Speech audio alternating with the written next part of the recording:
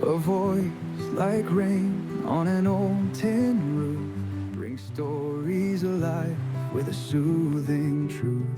In pages he weaves a world so light. The stars lean close to kiss the night.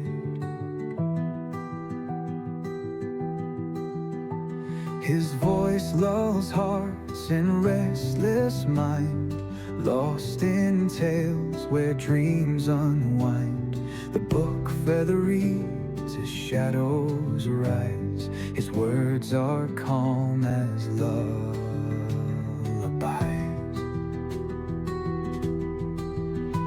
So turn the page and close your eyes. Float where the quiet whispers lie. Across the oceans the story's tide. Relax and let the world subside.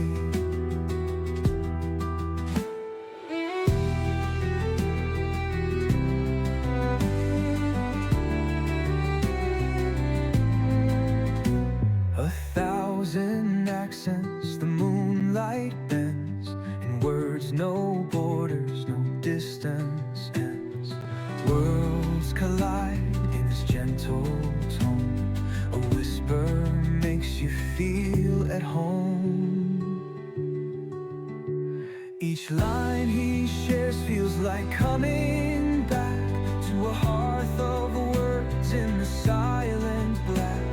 From novels deep to poems that sway, he reads the night into the day. So turn the page and close your eyes. Float where the quiet whispers lie. Across the oceans the story's tide. Relax and let the world subside.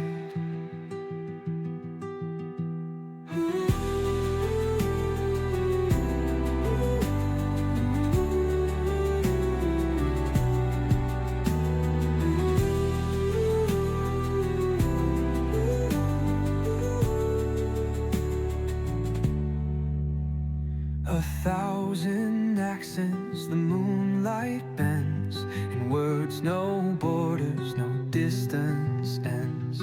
Across the oceans the story's tide. Relax and let the world subside.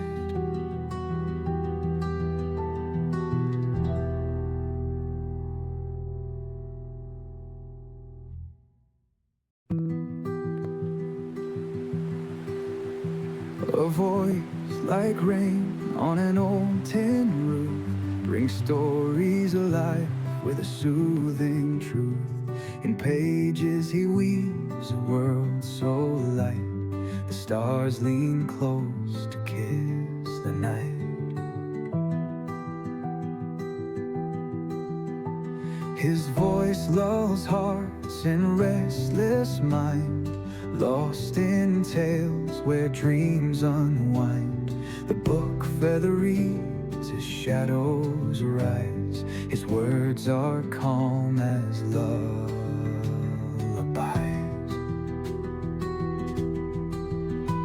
So turn the page and close your eyes. Float where the quiet whispers lie. Across the oceans the story's tide. Relax and let the world subside.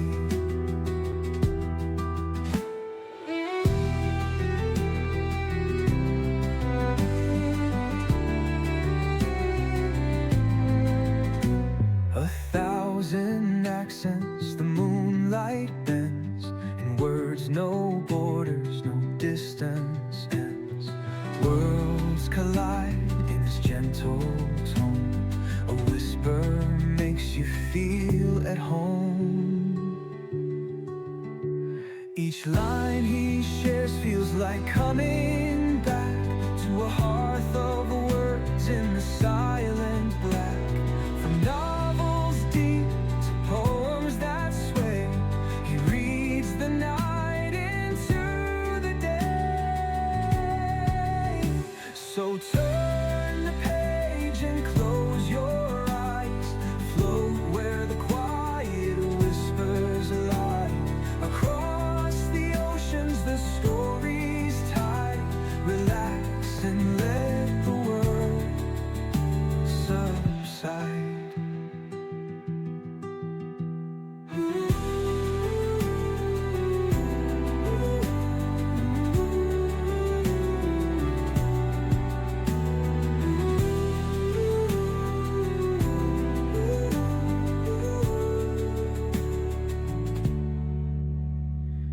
1,000 accents the moonlight bends, in words no borders, no distance ends.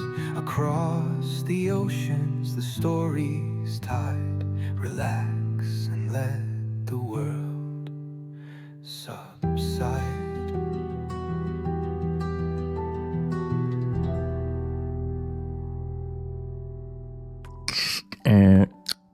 Ladies and gentlemen. Giggity. All right. Seems quiet. Too quiet. I'm Batman. Gotham is never safe without me. What time is it? It's 7 o'clock. Okay, like a good neighbor, State Farm is there. You can attach towers? Shut up. Impromptu performance this evening, which I must say was indeed a welcome distraction. Thank you, Mr. Holmes. You're very kind. This is going to be funny.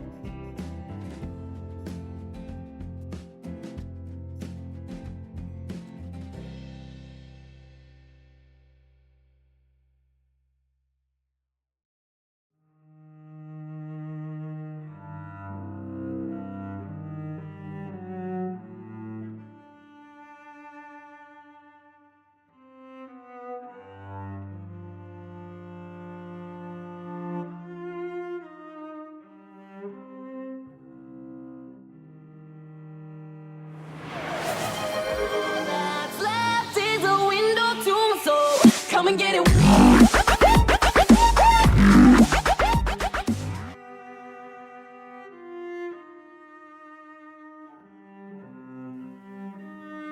Can you hear me now? Gemma? What are you doing? I couldn't even speak. Did you just... You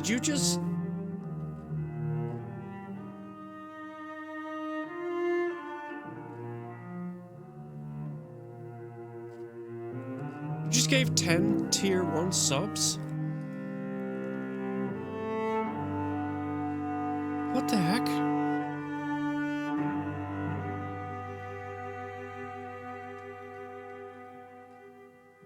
Thank you, Gemma. That was super kind of you. My goodness. You didn't have to do that. You just got married. Gemma just got married, everybody. She's taken. Now I gotta bump this to 21. Can we get some hype in the chat, please? Can we get some hype in the chat, please? It's some hype. It's some hype. It's some hype. It's some hype. It's some hype. It's some hype. In the chat, please. Can we get some hype in the chat, please?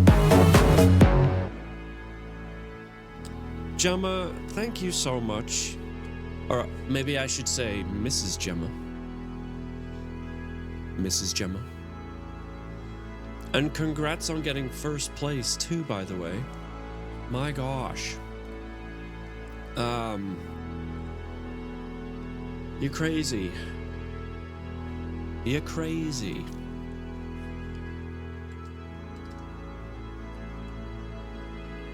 All right. Oh, hello. So you get 15 spins. Johnny, congrats on getting second, by the way. Mad Locust, hello, welcome in. I'm trying to catch back up before I get ahead of myself.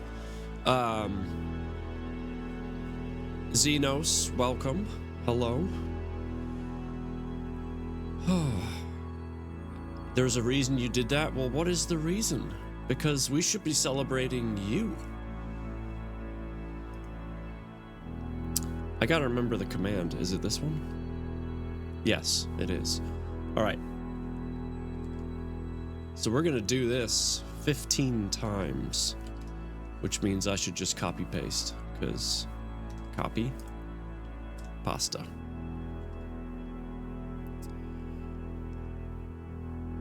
Gemma, everyone please go follow Gemma. I don't know what her stream schedule is going to look like now that she's a taken woman. I did that when you could not speak, so you would not yell at me. Well, I'm yelling now.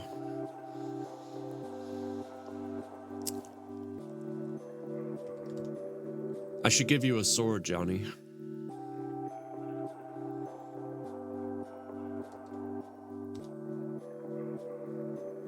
Yeah, well, that's what I mean. I should just give you one. Ooh. I thought it was going to hit then. 3, 7.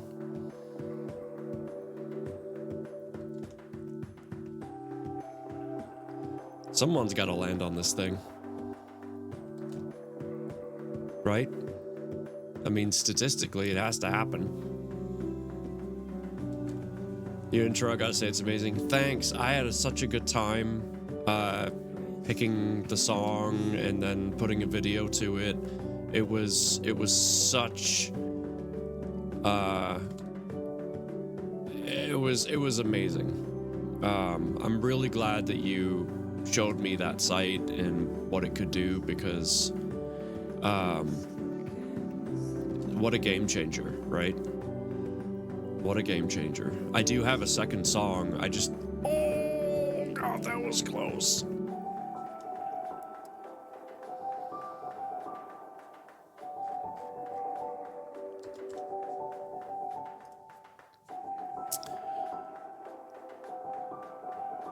Oh, man, that was so close.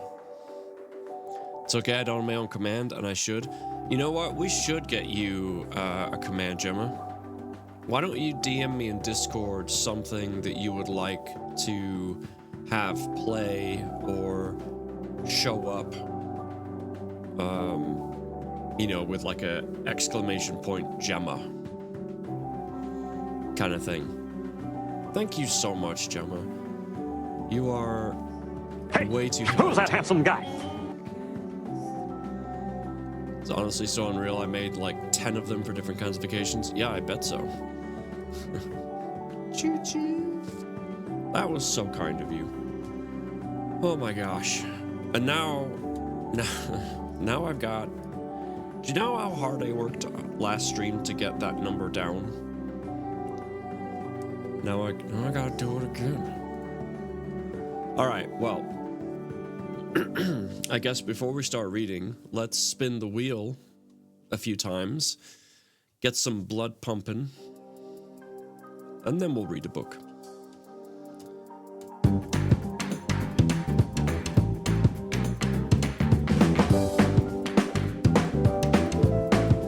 Weighted squats X10. Weighted squats X10.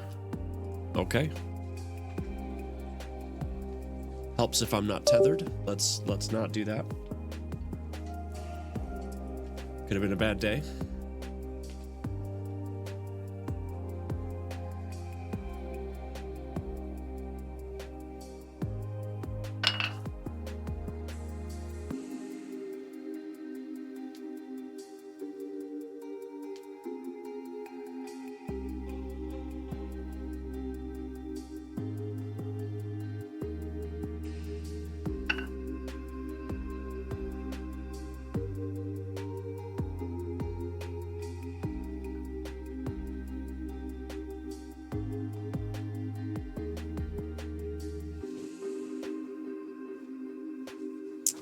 All right.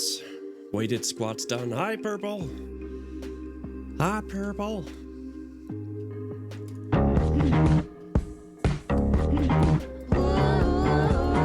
Taking the elevator, going up. Regular curls X5. Okay, regular curls times 5. I'm going to spin it one more time, and then we'll do whatever the other one is at the same time.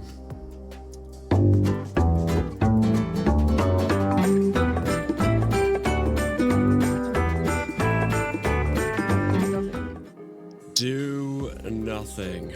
My second favorite. All right, regular curls.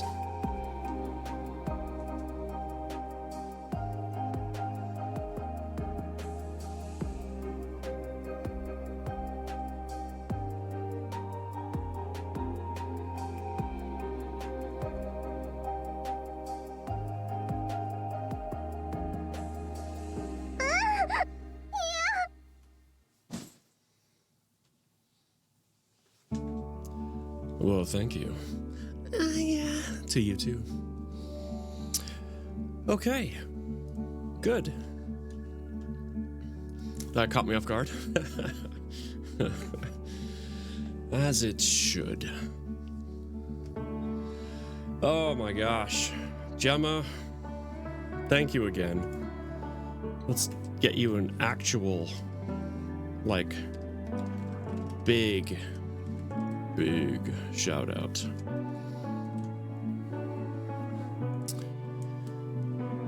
I don't know what your stream schedule is going to be like now that you're a married woman.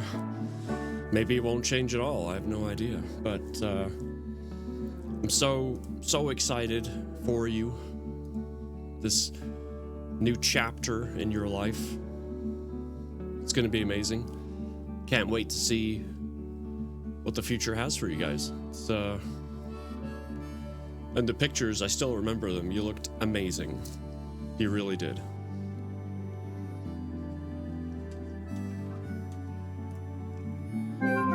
All right, let's check out your puzzle, if you so choose. You're trying to do weekend streams. Excellent. Okay. So there you go, folks.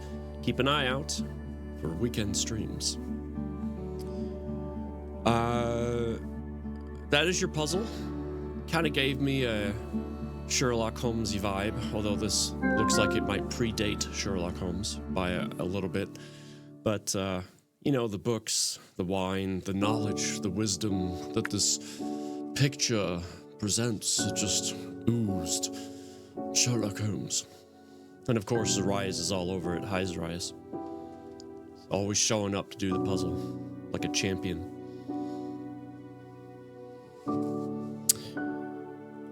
Oh. As far as the marbles go, I figured it might be time to take a break from the lap races that we usually do, because it's always the same options. There's no other lap races.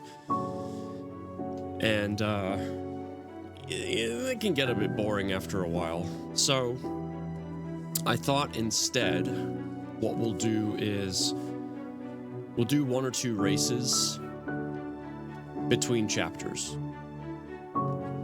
So like right now we'll do a race, and then we'll get into the book, and then after the chapter we'll do another race. You know what I mean? Just to break up the monotonous vibe of it all.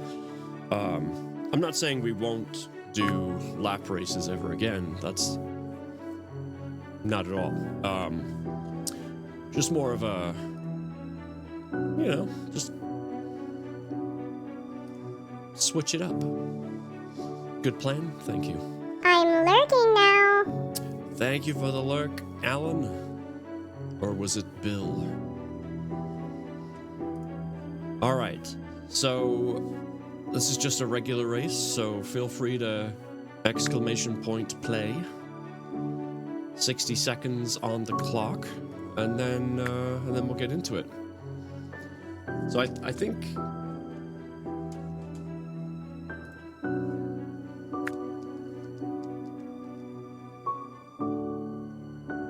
Okay, Gemma, I saw your message. Thank you for letting me know. Appreciate that.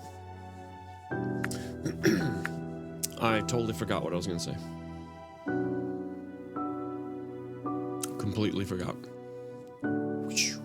It's gone. I got nothing. Oh, yeah. Most of you know already, but just in case you didn't, I did start making or building something else.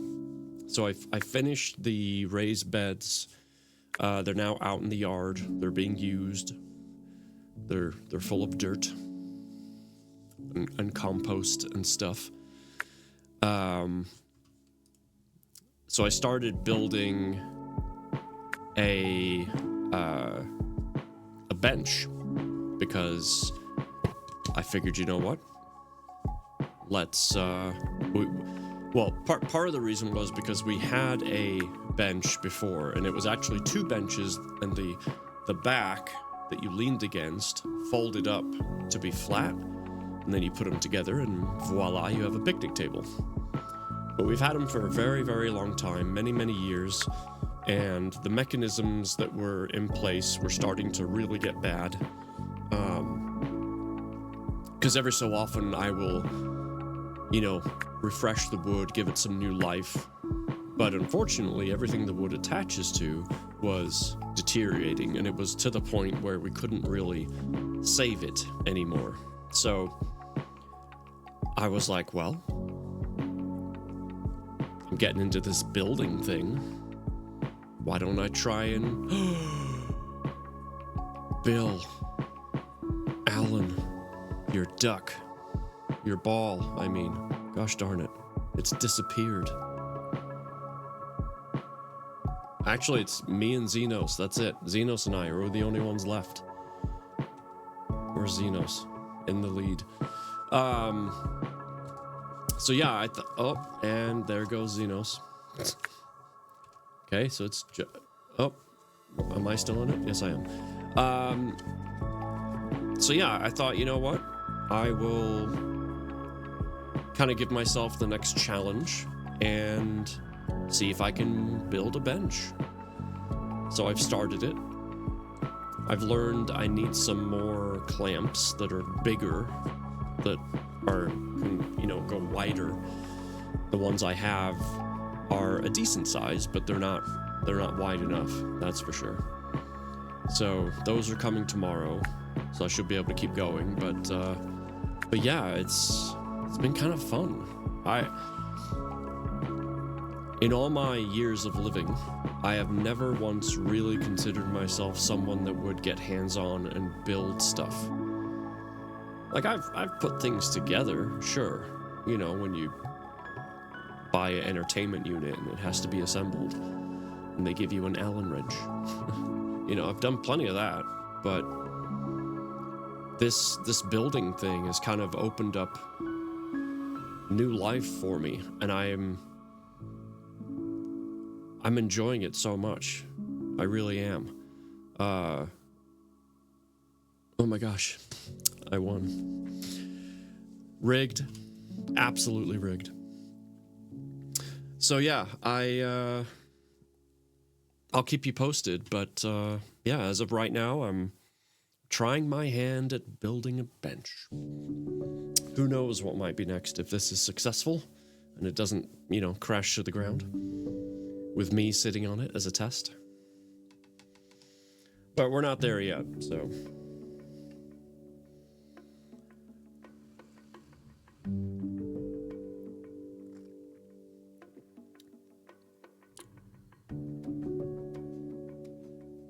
So good.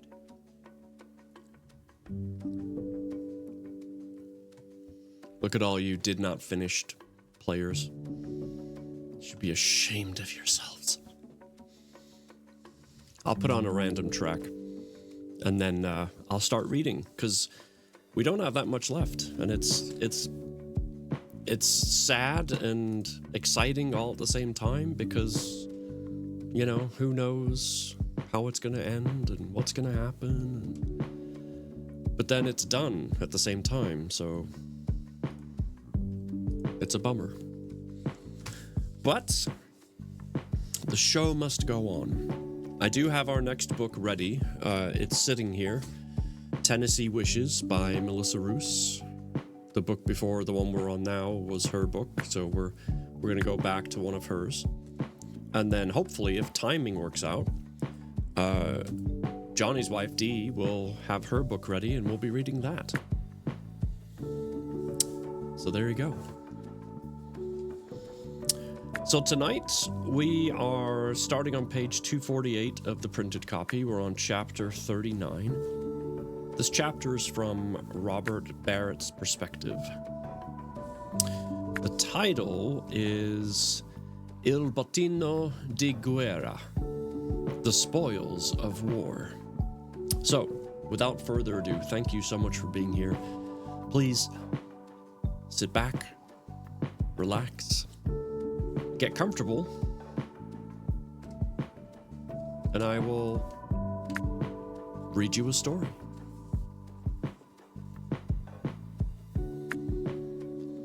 After speaking to Connie, she confirmed she'd taken possession of the painting, validated by Emilio's art expert, Robert Santini. The two of them were now heading to Tortona to meet Rodriguez. Enjoy your tea? I will. Thank you. It's delicious. As strategically planned earlier down to the finest detail, the following was an outline of how events were expected to pan out. Connie would find Emilio waiting in the front garden of Trattoria del Cico in Tortona, innocently enjoying a cup of freshly brewed coffee. On seeing Connie as the motorcycle approached, he would stand, acknowledging her with a doff of his hat, indicating that it was safe for her to steer the motorcycle into a bicycle shed at the rear of the trattoria, before she and Santini joined Emilio for coffee, posing as husband and wife. There, at the trattoria, the exchange would take place. The painting was safely enclosed in the red pannier bag. A large envelope containing unmarked lira, the commission for the painting, would be checked by Connie's eagle eyes in the trattoria's restroom. While Emilio, draining his cup, would strike up a conversation, entering into social chit-chat with the camarilla, slipping him a handsome tip, ensuring Connie could make use of the phone, using the excuse of checking on her daughter, who had taken poorly, and whom she and her husband were on the way to see in Recco, a small commune in Genoa. Rexter! What's up, sir? From there, Connie would call me, but there would be no conversation for fear the line might be overheard by prying ears, other than uttering the code word, whistle, to confirm all was well. She had the money and was continuing the 50-mile journey to Genoa. On arrival, Connie would park the motorcycle in a lockup at the docks, covering it with a dust sheet, before hailing a hansom to take her on the last leg of the journey to meet me at the hotel. Well done, Purple. At the same time, Emilio and Santini would travel by car from the trattoria to join friends in Campania, a small town set in the hills of the Campania region where Santini lived and worked. He would introduce Emilio to the new owner of the painting, assisting with the transition and ensuring everything went smoothly. I shook with excitement as I called Peppo at his hotel at 11:10 a.m. Good morning, boss. Do we have the painting? He quizzed, speaking rapidly. Yes. Connie secured the artwork. Mission accomplished, comrade. Good. Then I shall signal Raoul to abort and we can get out of here. Not so fast, my friend. I took a deep intake of breath. I've changed my mind. Tell Raoul to go ahead and blow up the factory. There was a deathly silence on the line, followed by Peppo's gasp of astonishment. But, Bob, you have what you want? There are people in that building. I'll not go down for murder. It isn't necessary now that you have the painting. The place could be swarming with police at any moment. Why? This is madness. I laughed out loud, highly amused by Peppo's startled reaction. Felt good to get a rise out of him. It's nice to know where your allegiances lie. But don't worry, amico mio. I was joking. Go signal Raoul, and then the two of you can travel to Treso. I paused for a moment. Oh, and Peppo? Be sure to thank the eel for me. Yes, boss, I shall. I could hear the relief in Peppo's voice. I'd better go now. I will speak to you soon, he said quickly, terminating the call. I looked around my hotel room towards the whiskey decanter on the sideboard. I desperately needed a drink, but decided to shower and venture out for fresh air. Instead, I could celebrate later. Treso was only a 12-mile journey from Genoa, and I would return from my walk in plenty of time before Peppo got in touch. I pondered if he and Raoul would escape like heroes or instead slip down my rabbit hole into the arms of the Polizia, whom I'd alerted 5 minutes earlier by the way of an anonymous call. Ooh, this Robert guy is a piece of work. When I returned to the hotel 30 minutes later, the maid was just leaving. I made myself comfortable on the freshly made bed and lit a cigarette, planning what to do with my newfound wealth. The penetrating ring of the telephone interrupted my thoughts. I picked up the receiver, surprised and disappointed to hear Peppo's animated voice on the line. He gave me a quick briefing on the events that occurred since our earlier conversation. Peppo said he made his way onto the hotel roof as instructed. A wave of the red flag and one blow from the whistle was enough to alert Raoul that I had aborted the mission. At this point, the eel dismantled the cables in the detonator box. Having just completed the task, he was startled by 2 security guards who quickly gave chase.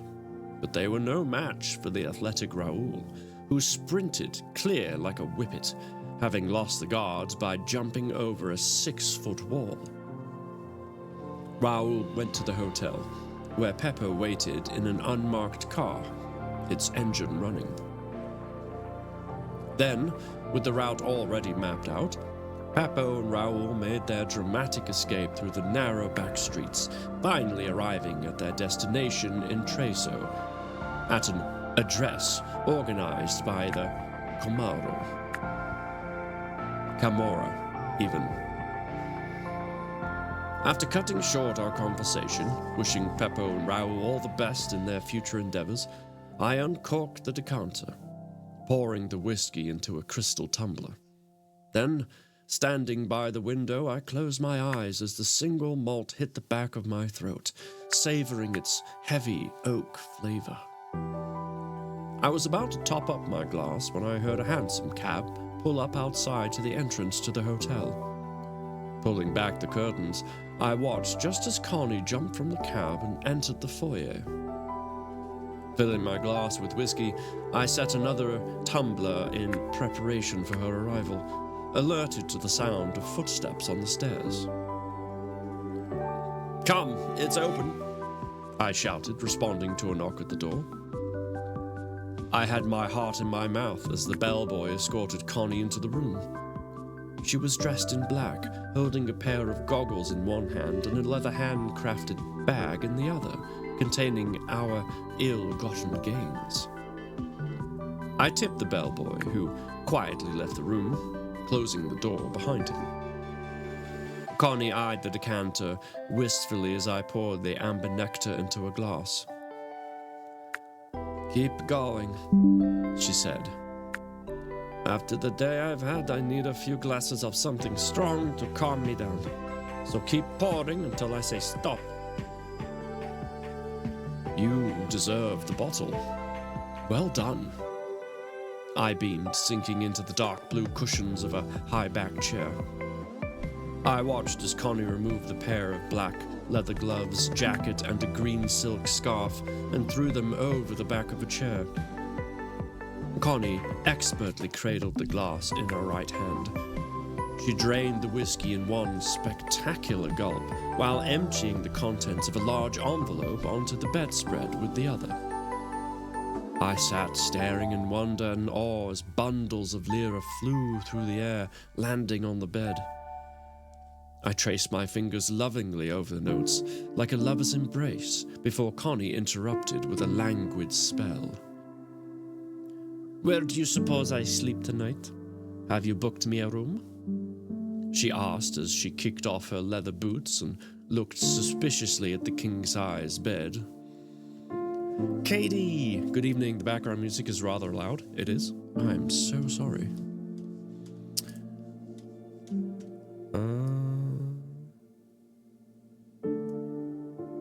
Okay, let me know if that's any better. I changed it. It's very small adjustments, but hopefully that made a difference. Sometimes it resets itself, and then I have to, bring it back down. So lovely to see you, Katie. This, Robert Barrett character is, oh, he's a handful. Is he not? He is. He is a handful.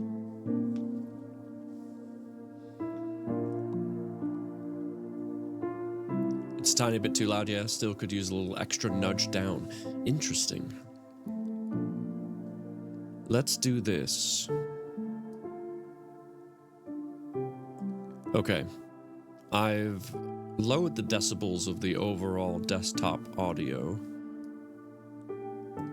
to negative 14 decibels, whereas I am peaking at 3.5. If your voice was 100%, it sounded like 80% music. Seriously. Okay. How's that?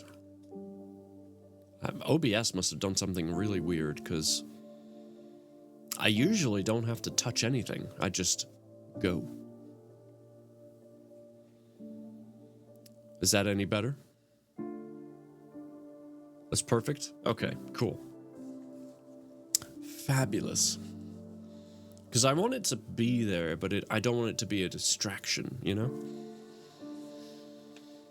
It should complement, not overtake.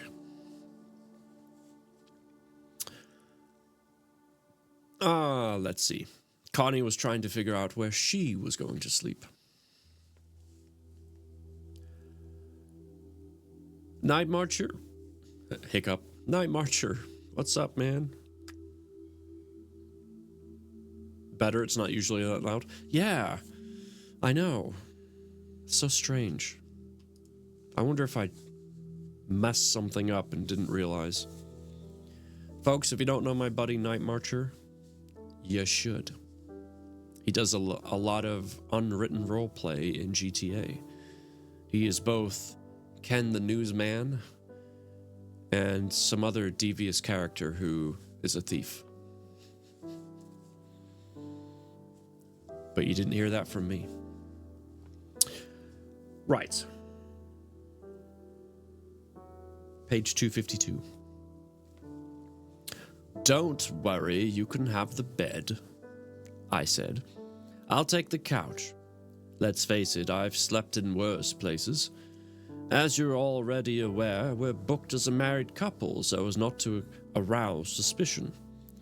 For the next 3 nights, you will continue to be known as Signora Elena Sanju, the wife of Gorma Sanju, an accountant from Portofino. I chuckled, observing Connie's bemused expression.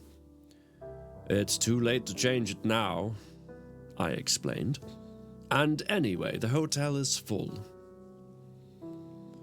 Connie opened her mouth to protest, but gave a resigned nod, yawning as she stretched out her long arms. I'm too tired to argue with you. I could sleep on a clothesline. She raised an eyebrow as those grey eyes, for once uncharacteristically twinkling, took on a mischievous gleam. But no funny business, mind you, Bob. Or should I call you Gormo? Your honor is safe with me, young lady. I laughed. How about room service? You must be hungry unless you prefer to go down for dinner. Although I wouldn't recommend it. It's not as though you're dressed for the occasion. I'll let you know that royalty often frequent this establishment. Connie nodded. I brought a change of clothes, something more fitting, or befitting a married woman. But for tonight, room service is fine. Please make it snappy, Bob. I'm famished. Steak, medium rare, only the best for Signora Sanju, I said sardonically. Perfect, she replied, appearing not to notice my flippant tone. And a nice bottle of claret would not go amiss, and whatever you're having, of course, Connie said as she bounced onto the bed, and from the smile on her face appeared more than satisfied with the well-sprung mattress. I'm going for a shower before I spark out, she said, grabbing a towel and a complimentary robe from the console table. Go ahead, I'll order the food. It should arrive by the time you finish pampering yourself. After placing our order with the bellboy, I sat back on the couch, reflecting on how I could easily have booked Connie into another room. But I needed to keep a close eye on her, acutely aware from the revolver concealed at the bottom of the leather bag that I couldn't entirely trust her. The plan was that on Saturday we would travel incognito to the docks and board the boat to Dover.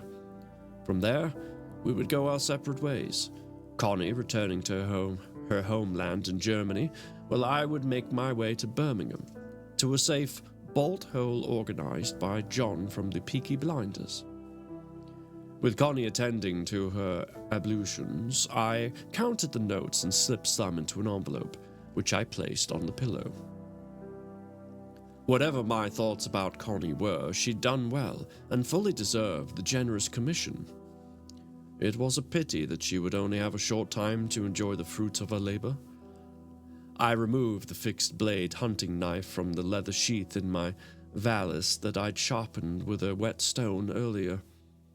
Sticky tape, securely wrapped around the shaft, ensuring a non-slip grip, running my fingers lightly over the blade's edge, feeling for that familiar sharpness. Carefully placing the knife back in its sheath before returning it, safely concealed at the bottom of my vasile. I had considered finishing Connie with my revolver, but decided it would be too noisy. I couldn't afford the risk alerting the attention of the hotel staff before I made my escape. Emilio had agreed to settle up with Peppo and Santini. The rest of the money would be mine. I tell you, there's no honor among thieves. Sheesh. When Connie finally emerged from the bathroom, wrapped in an oversized bathrobe, the pungent aroma of Castle soap and lavender oil lingered heavily in the air. I stared at her curiously. Tell me, Connie, did you enjoy the heist and the chase to Genoa? Connie nodded, quirking a brow as she flashed me a wicked smile. You know me, Bob. I've always enjoyed inflicting suffering on others, especially those who deserve to be punished.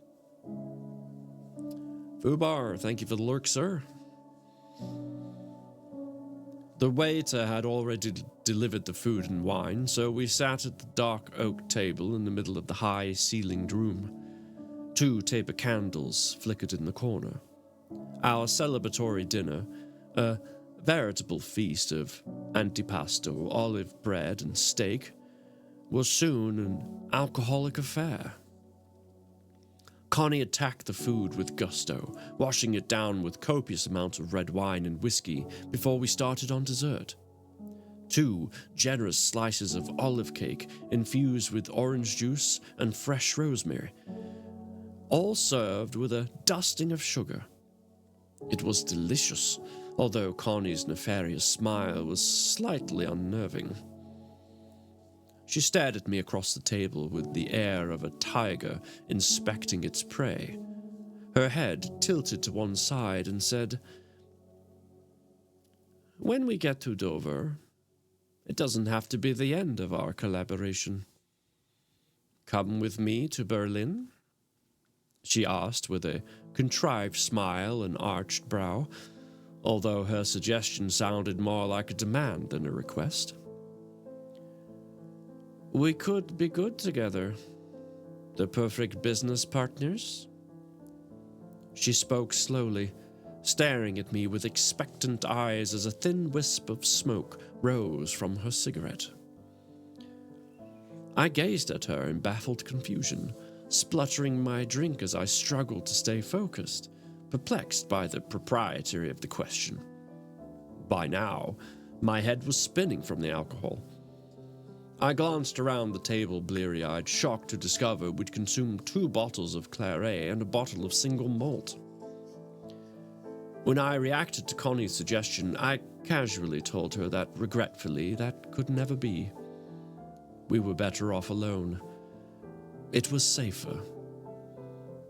Somehow, I managed to say all this while feigning a calm composure and flashing a polite smile. The last thing I wanted was to get on the wrong side of her. There was a wicked glint in those grey eyes as she nodded in agreement, her expression a mix of curiosity and condemnation. "You're right, of course, Bob. One should never allow sentiment to get in the way of business. Perhaps in another time and place, we may meet again one day." "I'll drink to that. I'm certain there will be more commissions to come in the future," I said, raising my glass while breathing an inward sigh of relief that she'd graciously accepted my rebuff. Connie paused momentarily, wiping her mouth with a napkin, that warm smile now replaced with a frosty stare. "I hope for your sake you're not still hankering after the Aiken whore. You should have let me finish her while we had the chance." I gave a weak smile.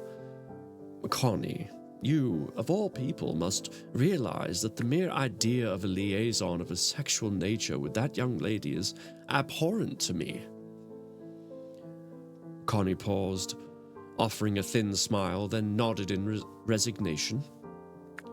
I exhaled as that forced smile was replaced by a frown. Connie stood, pushing the chair to one side, then climbing on the bed. She opened the envelope, counting out the money. I stared at her for a moment, as she sat facing me. Although not the most eloquent of women, her slender frame was toned and in perfect proportion. To some, Connie would have been considered still young at 36, yet her weathered skin, frosty disposition, and overall deportment made people believe she was much older than her years. But on the rare occasion that she smiled, her face had a notable prettiness. We chatted for a while about the heist and our impending departure to Dover, until, inebriated by the alcohol and in a drunken stupor, we drifted off into unconsciousness.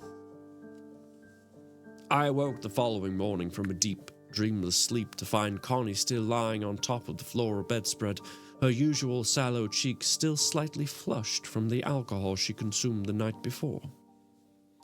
Although I had no interest in her sexually, or any other woman for that matter, the intimacy of our close but tenacious encounter had stirred feelings within me that I had not experienced since I was with Beryl. Not even with the beautiful Miss Aiken, despite all her endearing qualities. Hildegard would be considered a catch for any red-blooded man, yet, glancing around the room, which was in the state of disarray, several cigarette and cigar butts rested in once smoldering ashtrays set next to 2.5 finished glasses of wine. I almost retched at the sight. My head spun and my back ached from sleeping on the hard couch. I suddenly felt nauseous from dehydration. Pouring a glass of water from the picture, I walked over to the window and opened the curtains. The day was just starting. The day that was just starting was overcast, with a chilly north wind prevailing. And that, ladies and gentlemen, was chapter 39. Ba-ba-da-ba-ba-ba-ba. Oh boy. It kind of begs the question, doesn't it? Is Robert gonna go through with it? Is he gonna take her out when they get to Dover? Or on their way to Dover, whichever. 60 seconds on the clock, by the way, if you're wanting to do another race with your marble. He's all of a sudden, now that their guards are down, so to speak, or at least slightly down, that, she's not the worst thing in the world. Even though she comes off that way for most people. It does make you wonder. However, I have other thoughts on the matter. I almost wonder if Connie is going to kind of seduce his guard to be withdrawn, which would then allow her to take advantage of him. Maybe she realizes that, he's going to try and take her out. And so she's going to get to him first.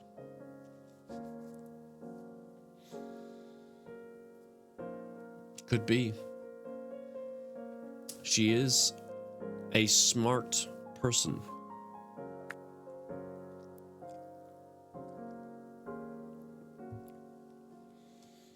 Oh, and while I think about it, bear with me a moment.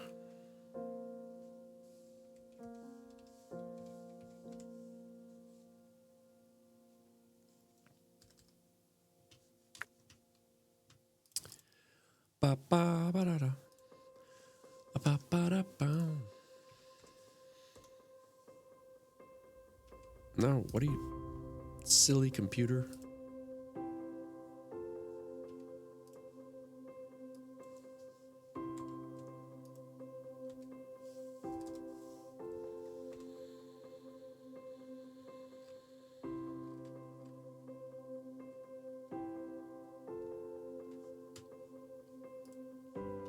Wow, I'm an idiot. Helps if I click the right things first. Very astute observations. Never underestimate Connie. Right? She's learned a thing or two in her time with Bob, and probably from before that as well. She ain't no dummy.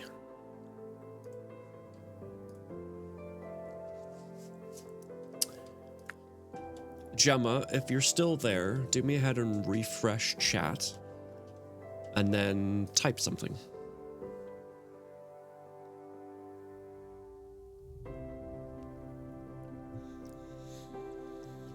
And also, KD, I forgot to do this earlier, but because you are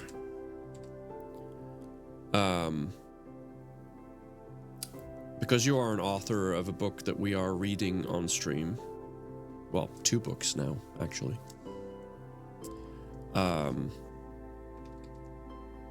I am gifting you the role of VIP. So, here shortly, Purple, you won again. Are you cheating? You'll now have a nice little pink diamond next to your name, just like Gemma does. So you are, I know it's always late for you, because of the time difference, but you are always welcome here. Whether we're reading one of your works or somebody else's, I'd love to have you. It's been a pleasure to have you in the chat and encouraging me when I mess up the Italian. So yeah, just wanted to show a little bit of appreciation. I only have so many of those VIPs to give, and so I wanted you to have one.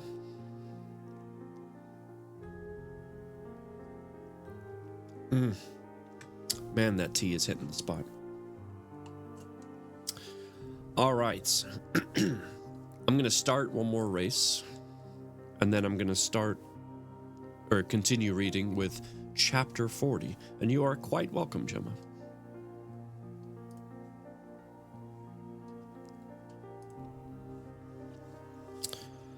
Oh, it's so sad. We only have like this compared to this. We've read all of this. Now we only have this. A little bit of this and a little bit of that. How are we doing on ads? Ooh, I should probably run ads real quick, actually, because they're gonna start in 8 minutes, and I don't want to get interrupted with those, or you guys interrupted. So I'm gonna run 2 minutes of ads. I don't know if anyone here will be affected by them, but just to be safe. It also helps if I push start on the race. 60 seconds.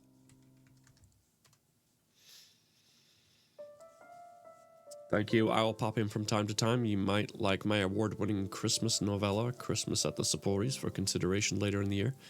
Yeah, I did think about that, actually, for Christmas time.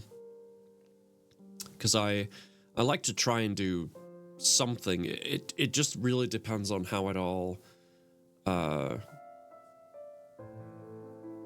works out timing-wise, as far as finishing books and stuff like that. I'm not usually the kind of person that's just going to stop reading one book momentarily to read something else. So if the timing works out, I think that would be a nice treat.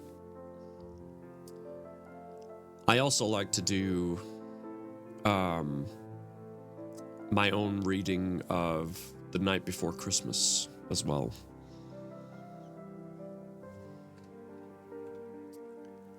Night Marcher, more than meets the eye. It's a great holiday story, only 81 pages. That's nice.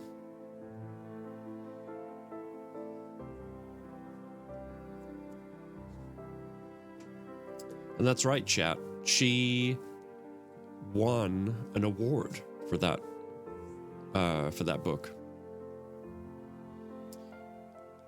Tiny Irish Viking, hello. Yeah, you were gifted a sub. Woot woot.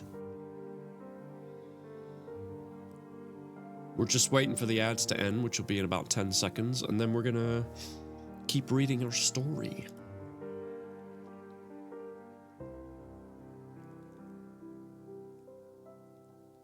Night Marcher slowly making his way down the track.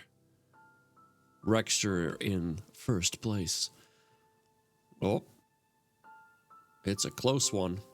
Now Night Marcher's in first place. Who's gonna win? I don't know. All right. Chapter 40, which, by the way, if just in case anyone here has not seen the link.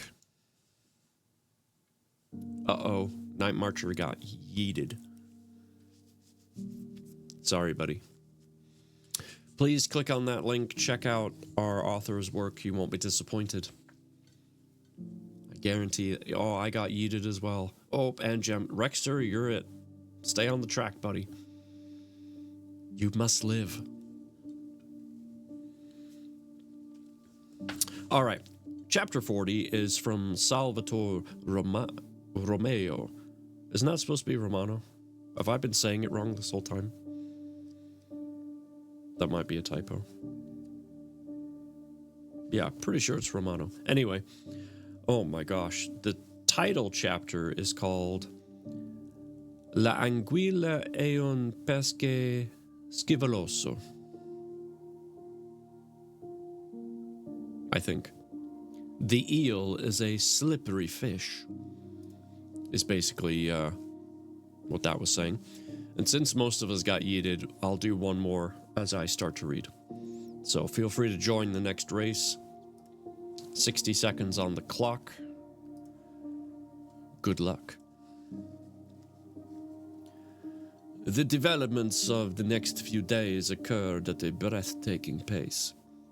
I was in my office at 9 a.m. with Holmes and Angelino, who looked tired and drawn. I took a breath as I contemplated narrating the startling chain of events that had taken place over a glass of whiskey. Whiskey at 9 a.m.? What is this? Angelino stared at me, his face deeply etched in crevices of anxiety. He wrung his hands in an edgy manner. I have been a bundle of nerves since our last encounter, gentlemen. But I'm curious to learn why you had me summoned here, he asked, staring at us hopefully, his usual ruddy cheeks now drained of all color. Have you heard anything about my factory and the painting? I'm afraid the painting hasn't been seen. Not yet.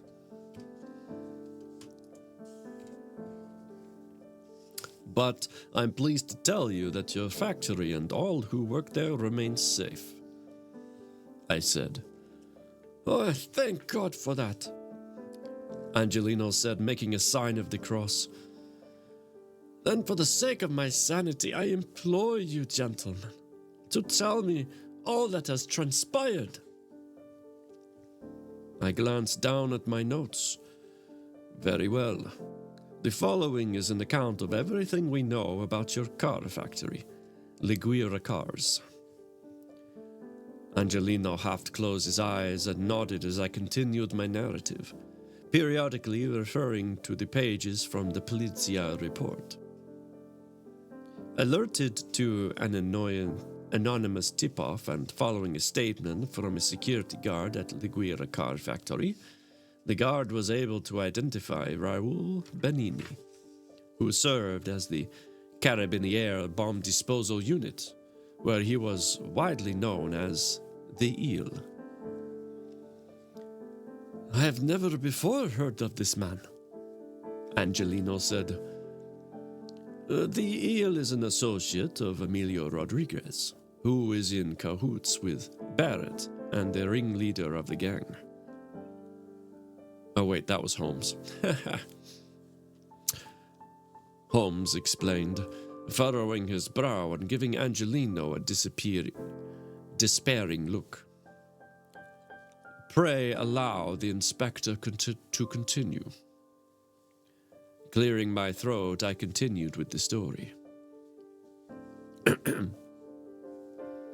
Armed with this information, I wasted no time calling my counterpart in Genoa, a Captain Marco Lepati, and quickly explaining the situation and how the door key to the lorry needed to be recovered without any delay.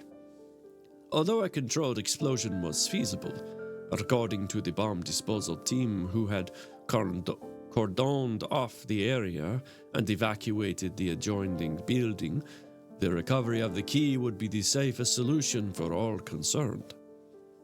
When I further explained to Lepati that one of the perpetrators involved with the dynamite was the Eel, the captain said he was shocked and saddened to hear that Benini, who was known to him, could be involved in something so evil and outrageous. Oh, look. This time I won.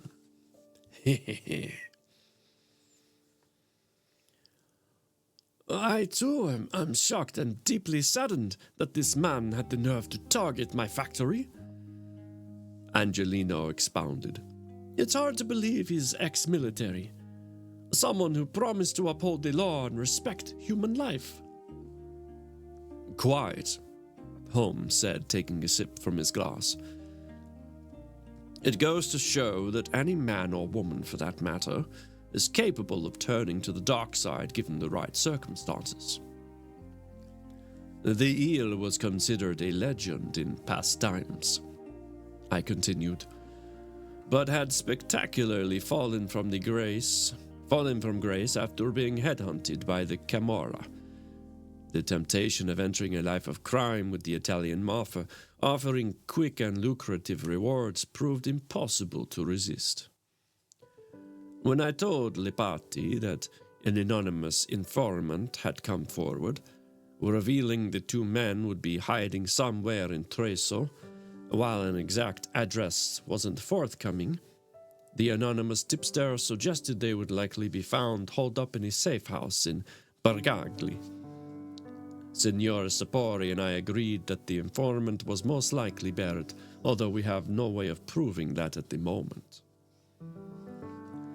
Angelino rolled his eyes, letting out a sigh of exasperation, but remained silent, observing Holmes' cold stare. Checking with his staff, Lapati got back to me to say Raoul had been spotted only a few days ago, enjoying a beer at a local hostelry named Toit. Acting on this information, Lepati immediately sent a small armed unit of his best men to scour the area, tracking the escapees and quickly finding their hiding place.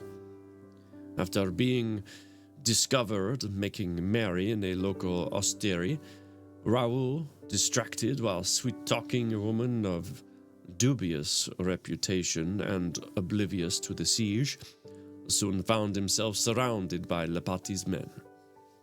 The eel, overpowered by 4 burly officers, was subsequently arrested and patted down before being taken away in handcuffs. In his pockets, the Polizia discovered a silver key. Why would you keep the key? Why would you keep the evidence? Alerted to the commotion, the kerfuffle allowed the second man to escape through a restroom window.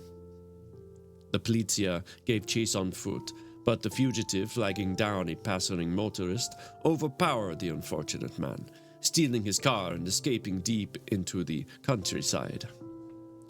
The Polizia were unaware of the man's identity, but from the witness description in the hostelry, they suspect it was Rodriguez's henchman, Peppo Barberi.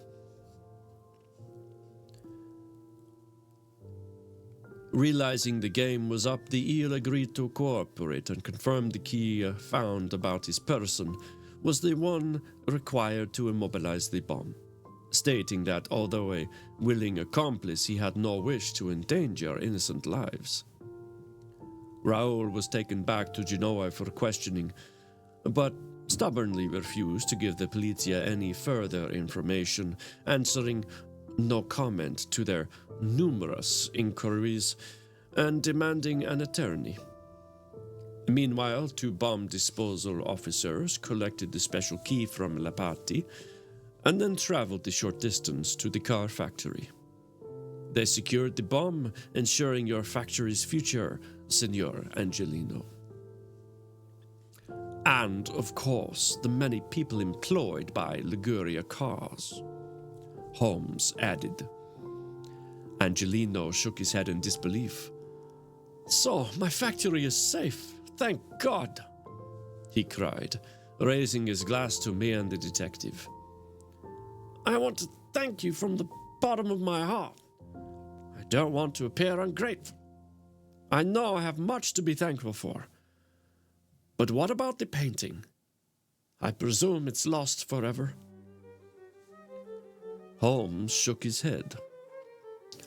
On the face of things, it would appear so, Signor Angelino. Despite Romano and his men's best efforts, it's fair to say we were no nearer to finding Rodriguez, Barrett, and his cronies, who are no doubt hidden deep within the bowels of the criminal fraternity, aided and abetted by the mob. Indeed, all seemed lost, until an unexpected development occurred only yesterday. And what is this development? Angelino implored. Please, sir, don't keep me in suspense one moment longer. My poor heart can't take this strain. Holmes laughed, observing Angelino's pitiful expression. At last, we may have found the breakthrough we've been looking for. A man fitting Rodriguez's description was seen at a church in Salimo, holding forth with a group of parishioners. He was one of many mourners attending the funeral of a local Catholic priest known as Father Joseph Mancini, a man held in high regard amongst his peers and people whose lives he touched. I'm sorry to learn that the man is dead. Oh, God bless his soul, Angelino said. But what has Father Joseph's demise got to do with this sorry state of affairs? And why would Rodriguez be mourning a man of the cloth?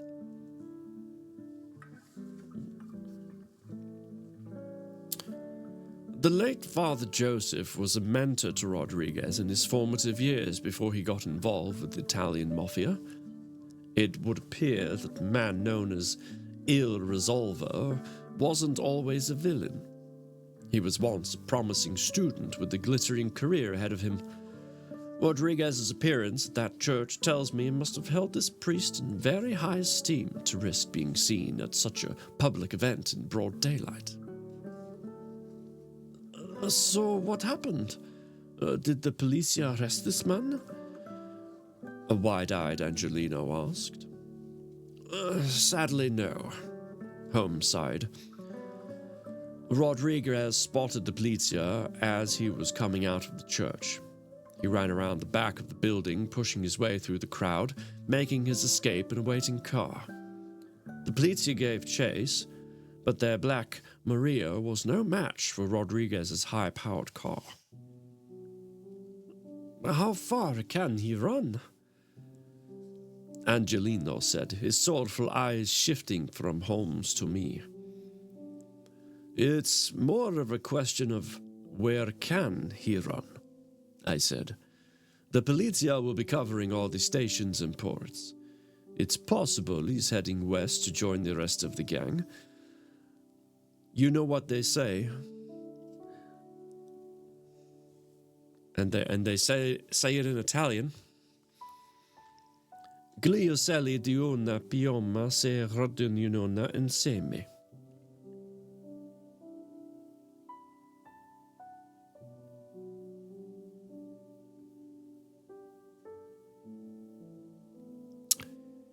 Nope. Birds of a feather flock together. Better. I should not be allowed to try and speak Italian ever again. Ciao. Holmes patted Angelino reassuringly on the shoulder, offering him a sympathetic smile. Rest assured, Signor Angelino. The inspector and I plan to travel to Genoa by train later this morning and hopefully resolve the final pieces of the puzzle together. We have a reservation on the 11 a.m. train. We believe Barrett and the rest of his cronies are likely hiding in the area. I promise we will do everything possible to procure the painting and bring these people to justice. The inspector and I are confident of an imminent arrest. Angelino smiled appreciatively. Thank you, but I plan to travel to Genoa myself tomorrow to check over the factory and reassure my security staff. Angelino handed over a card. This is the address and phone number of Liguria Cars and my apartment in Busalla. I would be obliged if you could keep me updated on any fresh developments. As an act of appreciation, I intend to donate to a charity of your choice should the painting be returned. Angelino rose. I shan't keep you any longer, gentlemen. I hope to hear from you soon with good news. He held out his hand towards Holmes and me. We both stood to shake hands, and then in a moment, Angelino left the room. Holmes sat back in his chair, lighting a cigarette, blowing circles of smoke into the air and staring at me amusedly. Romano, you have excelled yourself during this investigation. You and your men should be commended. The irony is not lost on me that Genoa's name is thought to derive from the god Janus. Ah, yes, I agreed. Stapleton's pseudonym. How very clever of you to point that out, Holmes. Historically, Genoa, like Janus, has two faces.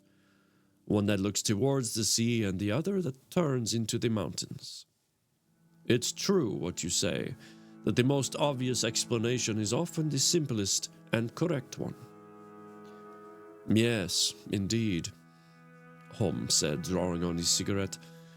It's no coincidence Stapleton chose to hide out in Genoa. I hope you're prepared for the journey ahead, my friend.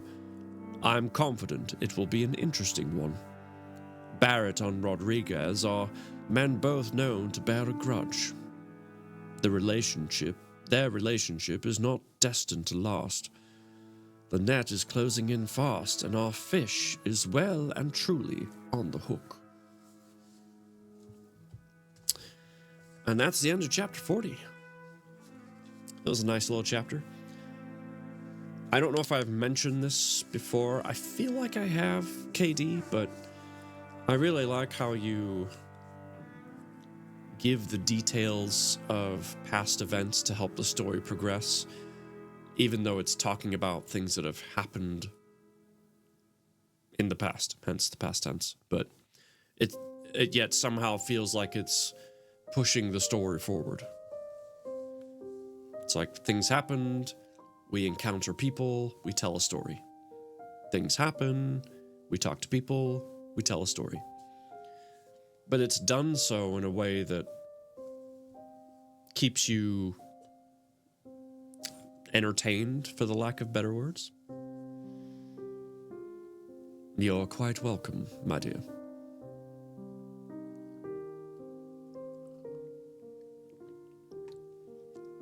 Okay. I'm going to start up another race, and I'm going to spin the Wheel of Gains again so I can get in another workout. Ooh. This one starts out in a snow globe. 60 seconds on the clock if you wish to race.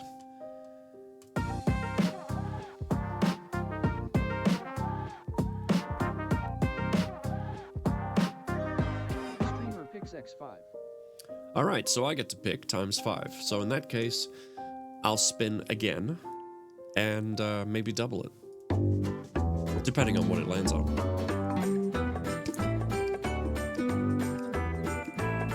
Oh, crap. Weighted squats X10. Okay, so it's not going to get doubled, but it'll be 15. So 15 weighted squats. Lovely. Love that. KD, I dare you to join the race by typing !play. I dare you. Double dog dare you. Although you may have run out of time. So maybe on the next one. Let's follow purple.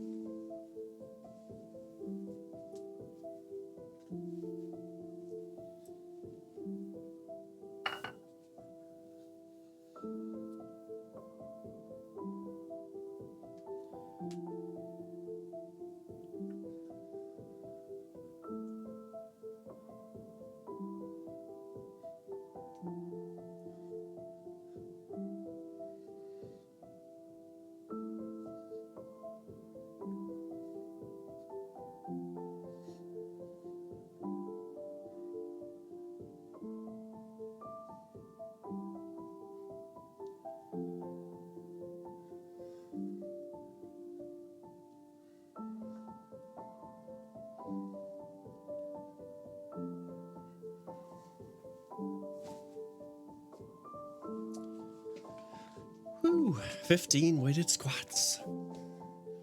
Well, see, that's the beautiful thing about this, Katie. You don't do anything.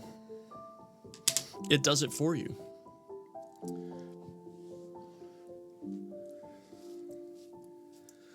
All you do is enter, and the game does the rest. So it's really just a chance of luck. 100%.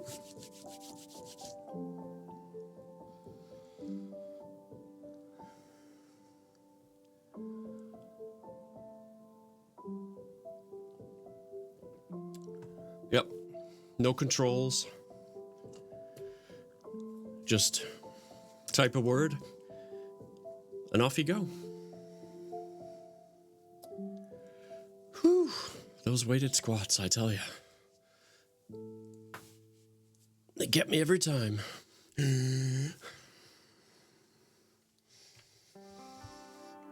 All right. Man, this is such a good book.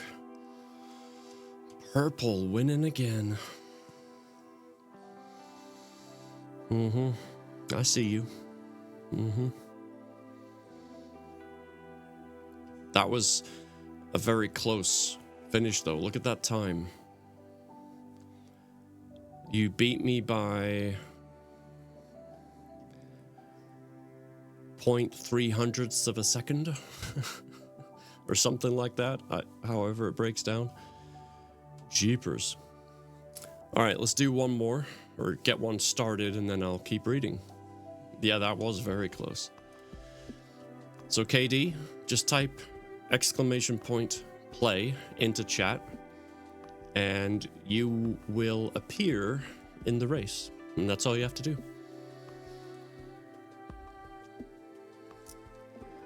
This one has lots of water. I haven't seen this one before.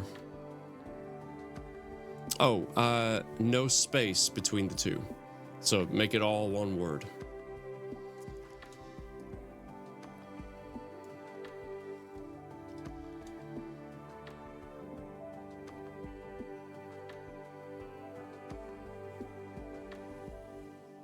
Yep, just like purple did. There you go. All right, 60 seconds and the race will start. Super. How's that new gig working out, man? How's the new job? Is it going well? Are you making new friends? Don't forget to pack your lunch.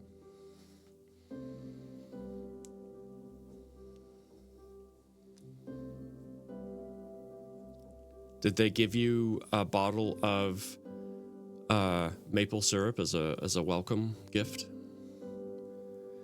Today was my first day in the office, and let me tell you, I'm beat. Yeah, I bet it's like transitioning back into the, being on the clock mentality. Oof. It's going great so far. I'm glad to hear it. I really am.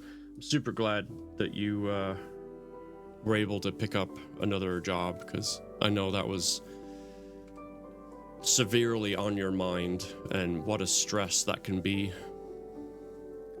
Wow, we are floating. Except for Katie, she's out of here. All right. We are on page 263, chapter 41, also from Salvatore Romano's perspective. This one's entitled La fine è vicina. The end is nigh. You can tell Super's beat. You almost look like you're going backwards there, buddy. And then there's KD, who's just, oh.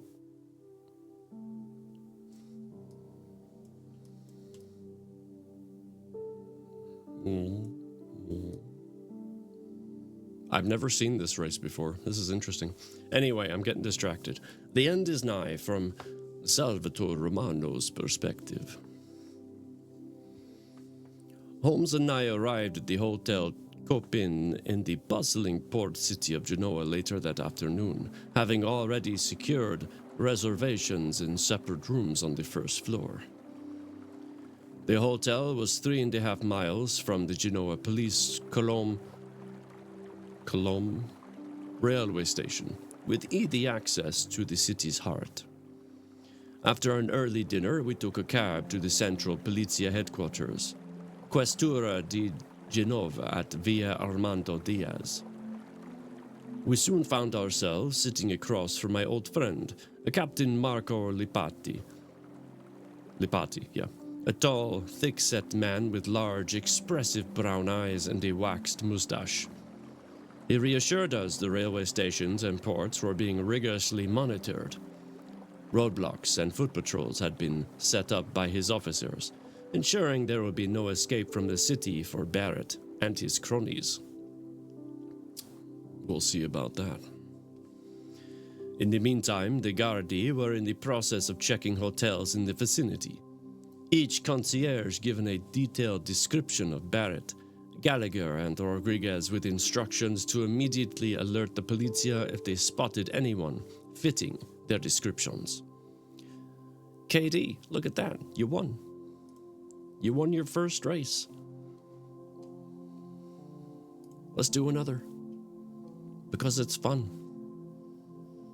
Congratulations. Exclamation point play. To play.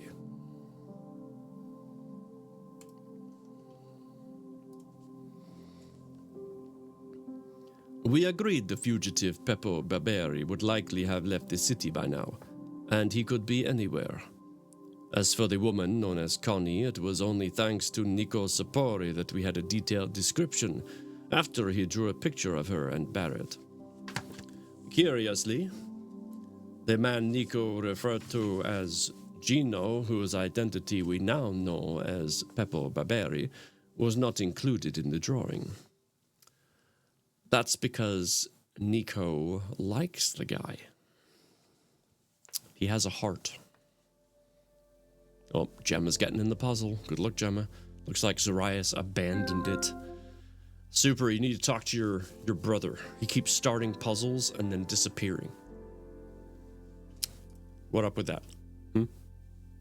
Get your brother in line, sir. He's beyond help.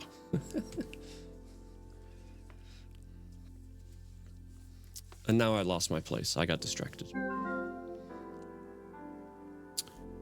When Holmes questioned his son about that, Nico shrugged his shoulders, saying he couldn't remember. The following day, with still no reported sightings of the gang, things took another unexpected turn. Lipati arrived at the hotel where Holmes and I were at breakfast, joining us for a coffee in the hotel's restaurant. Removing his hat, the captain smiled, clearly amused by our curious expressions as we gazed at him intently. Well, gentlemen, Lipati said, now feigning a solemn expression, I have news to convey to your inquiries. The Campagna Constabulary asked me to personally alert you to the fact that Emilio Rodriguez's body was discovered earlier this morning at the wheel of his car. He was gunned down outside the Banca d'Italia Salerno. He'd been shot in the head in what eyewitnesses described as a cold-blooded execution. A passenger traveling in the opposite direction opened the window as they approached Rodriguez's car and fired at point-blank range with what looked like a revolver before speeding off into the hills. The first officer arrived at the incident with the Medico Legal, who pronounced Rodriguez dead at the scene. The execution has all the hallmarks of a mafia hit. It was rumored Rodriguez had recently taken out the leader of a rival gang responsible for the murder of his wife and child. Was Rodriguez alone in the car? Holmes asked. Lipati shook his head. There was one passenger. Roberto Santini, an art dealer. He was unharmed and attended to by medics. Santini was later taken to the hospital suffering from shock, where he is currently being kept under surveillance. And what of the painting? Holmes asked, raising a brow. It was in the back seat of Rodriguez's car, wrapped in brown paper, at the bottom of a valise. Luckily, the painting did not appear to suffer any material damage when the car crashed into a lamppost outside the bank. Only a small chip to the frame. Gemma, well done. The precious masterpiece is now safely under lock and key back at the station. And when we questioned Santini, finding himself surrounded by such compelling evidence, he immediately came clean and admitted to his part in removing the picture of Saint Monica from Angelino's home. He said his job was merely to authenticate the artwork and assist with the transfer due to take place later this afternoon at his house in Forcata. 60 seconds on the clock. Good luck.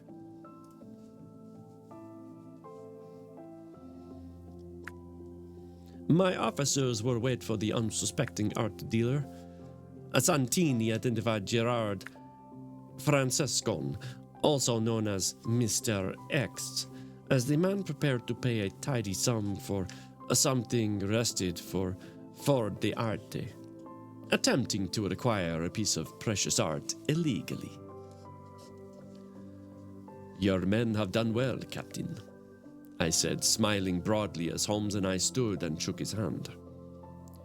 Indeed, Holmes said, sitting down to finish his rashers and eggs as the waiter deftly topped up our coffee cups.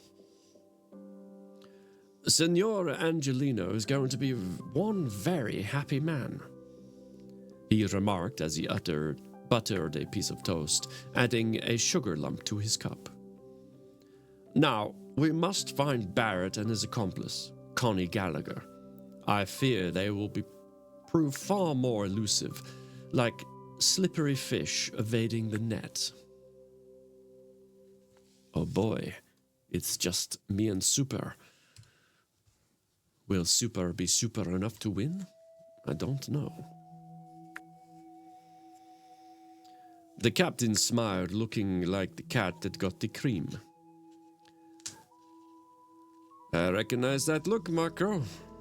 There's something else, isn't there? I quizzed. Of course there is. The man is practically... Oh wait, that's Holmes. Of course there is. The man is practically bursting with excitement, Holmes said. Pray, do tell us, Captain. Lapati nodded. There are 2 more fresh developments to report, gentlemen.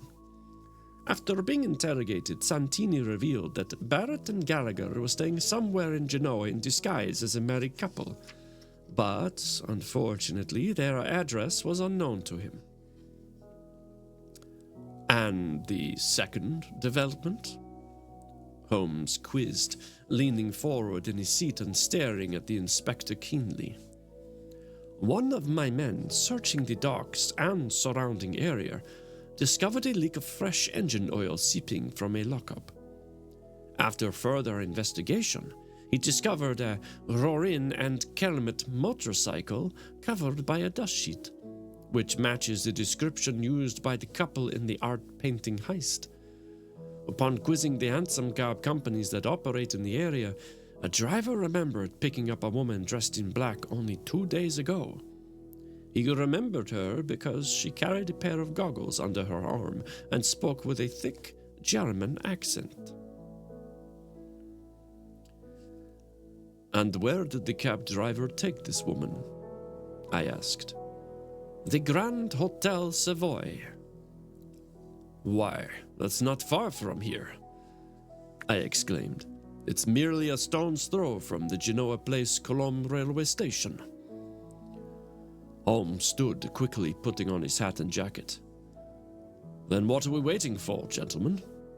Onwards, my friends, to the Grand Savoy.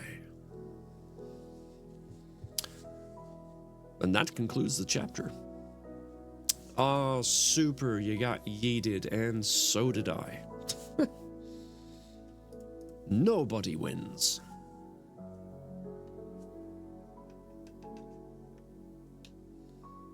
Womp.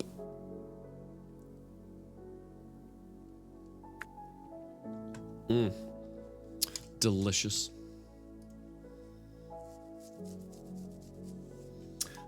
That is just a delicious cup of tea. I don't know if you understand how good it is.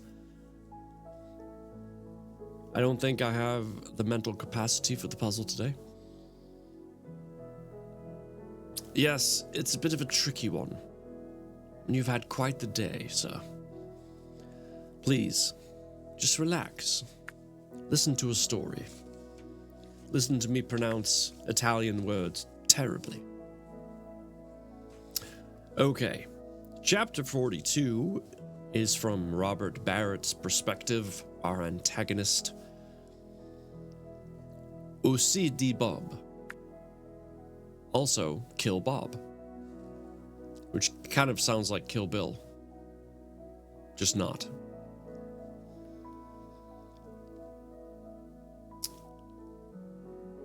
The race, my dude? Oh, sorry. Let's, where's my mouse? Let's do a lap race this time. Laps. Which one, though? The Delta. Laps. Laps. Everybody. All right, we're doing a lap race, 60 seconds on the clock. Same thing, you just enter your marble and off it goes.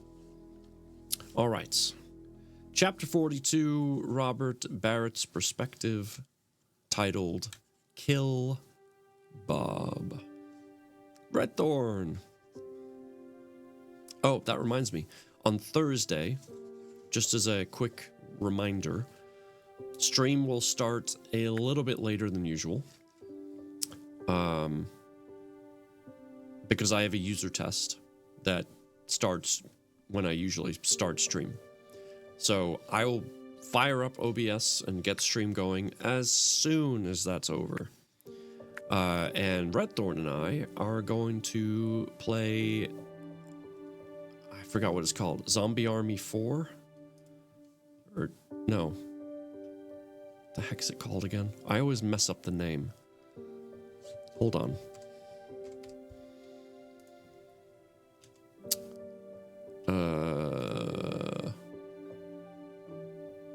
Yeah, Zombie Army 4 Dead War.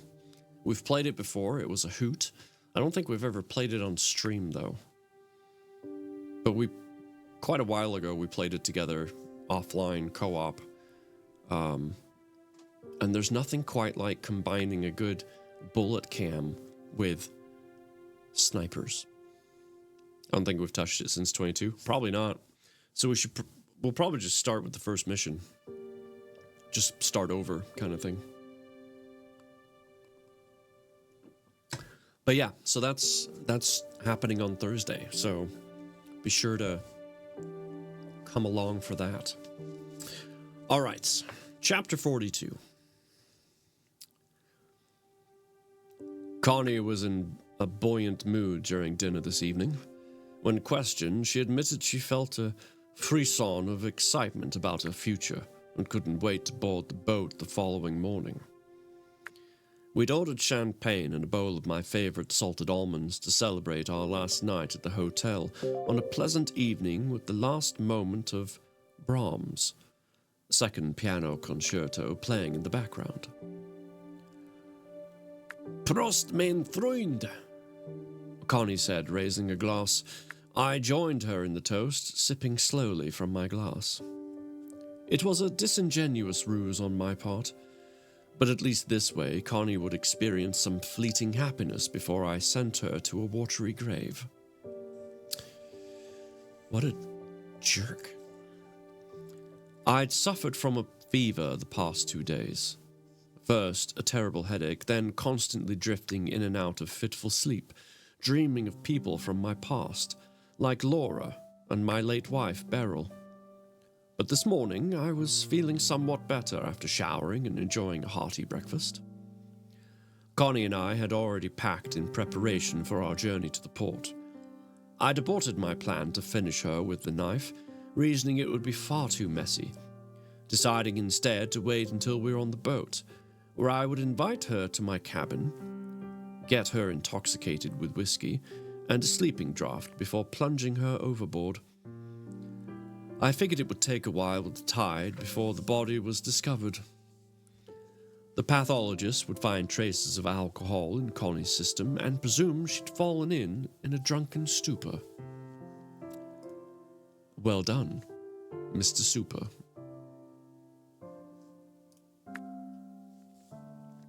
I didn't care either way. Lapse.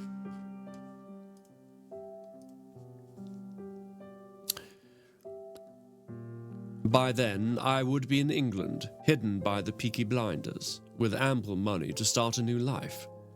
So for now, I was making the best of our situation, even engaging in some light-hearted banter with Connie while consuming our nuts and the delicious champagne.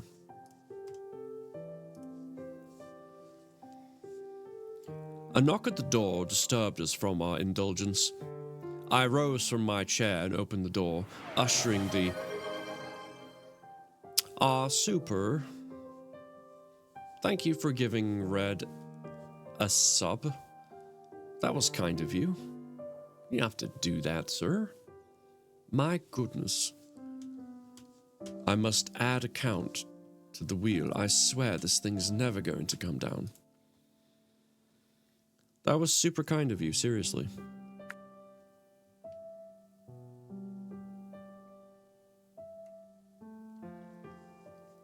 Maybe we'll spin and see if you win.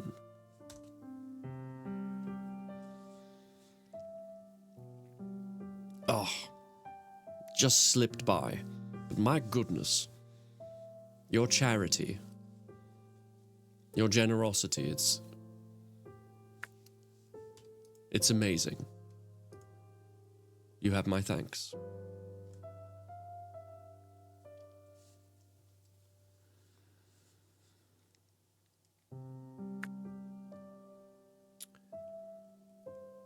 I rose from my chair and opened the door, ushering the waiter into the room.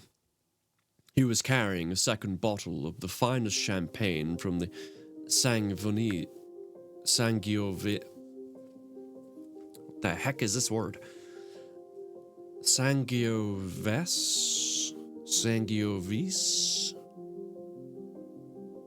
Since he gifted the marble will beat his. Yeah, probably. Vineyards on a silver tray, which he placed on the table. He acknowledged the silver coins I placed in his hand with a smile and a courteous nod before leaving the room. I uncorked the bottle, topping off our flutes before sitting back in my chair. Here's to us, Connie. A world of endless possibilities awaits. I suddenly felt tired, and exhaustion wrapped around me like a devil's shroud. Connie took a sip from her glass, lit a cigarette, and turned her attention to me. That warm smile had now faded, replaced by a frosty stare. For me, perhaps, Bob, but sadly not for you. Whatever do you mean? Don't you expect me to be happy? I scoffed. Connie shook her head. No, Bob.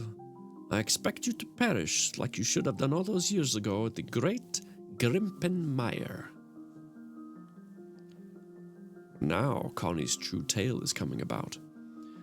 I stared at her in horrified astonishment. But why would you want me dead, Connie? I thought we were friends, not merely work colleagues. Friends? Connie gave a throaty laugh. With friends like you, who needs enemies? She sighed. I discovered the knife when I searched through your belongings as you were taking a shower. And I have to say I'm impressed. You made an excellent choice. It's a pity you didn't slit my throat sooner. Then you wouldn't have found yourself caught up in your present predicament. What predicament? What have you done, Connie? I shouted, exasperated as my eyes darted around the room, my heart beating wildly in my chest as the grim realization of my earlier symptoms and fate hit me like a sledgehammer. You poisoned me with what? Cyanide? Arsenic?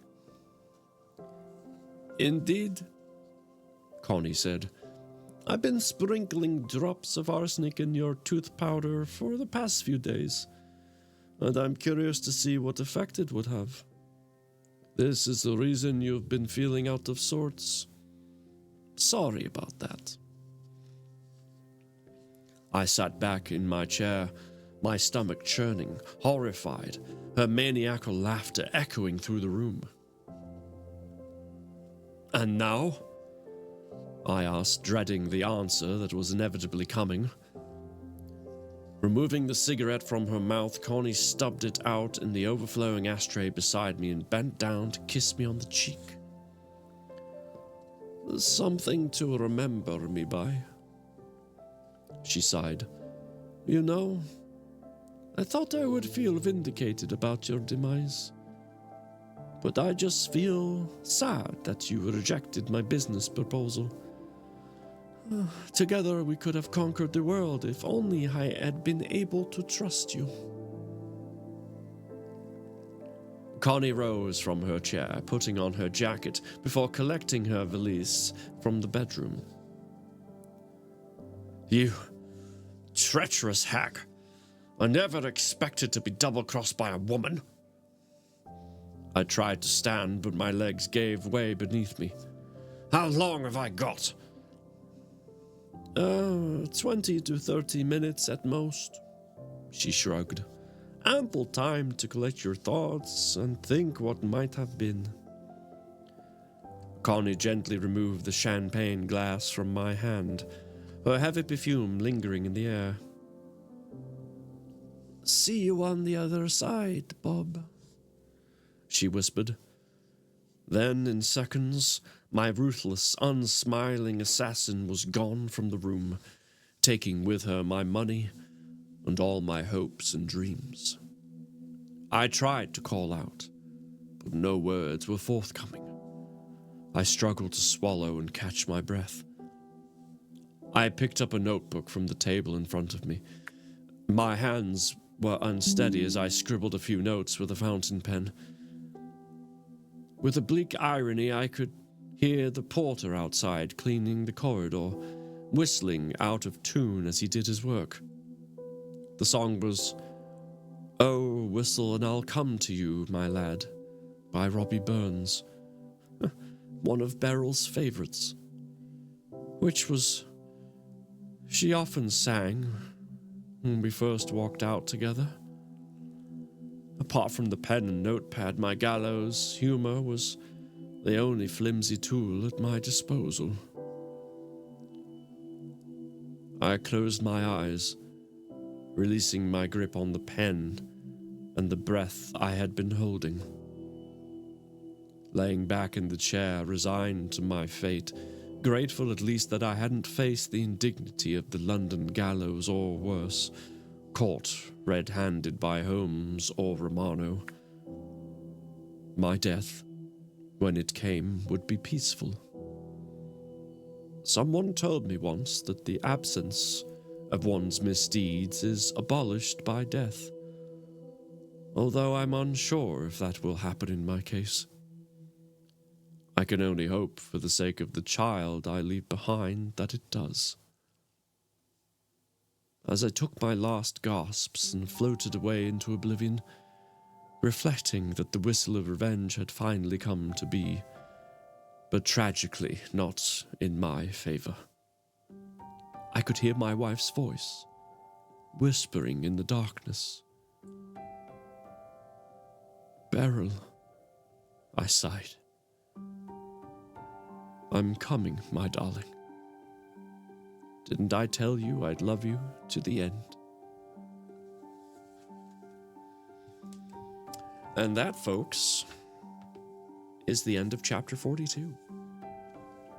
And subsequently, the end of Robert Barrett.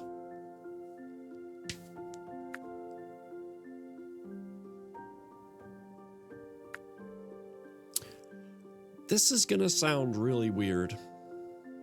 Maybe even a bit grim. But scenes like that, where someone's passing away or someone's talking to someone passing away, that kind of like solace moment, I really enjoy getting into character for that kind of stuff.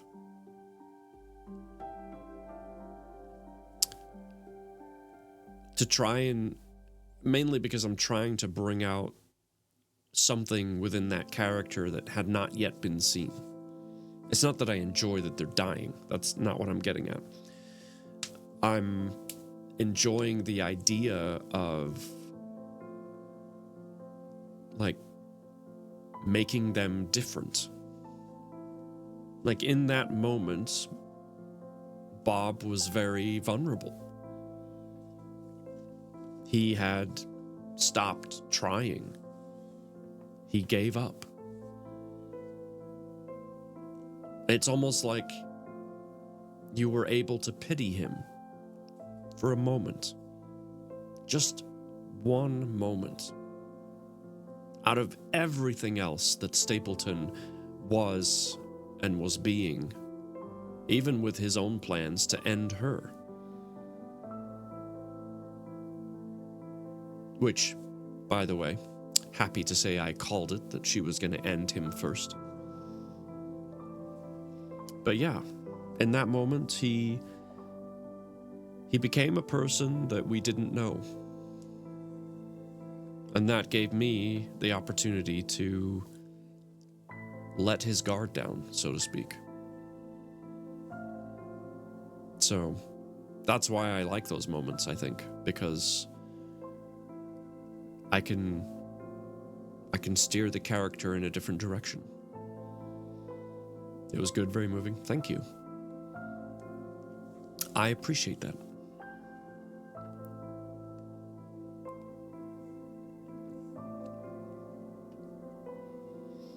I don't remember what book it was exactly, but I read a scene about like someone was passing away, or it was being described of them passing away, and I was able to bring the author, who knew what was happening, to tears. Which, when I learned that, was a huge, like, honor for me, because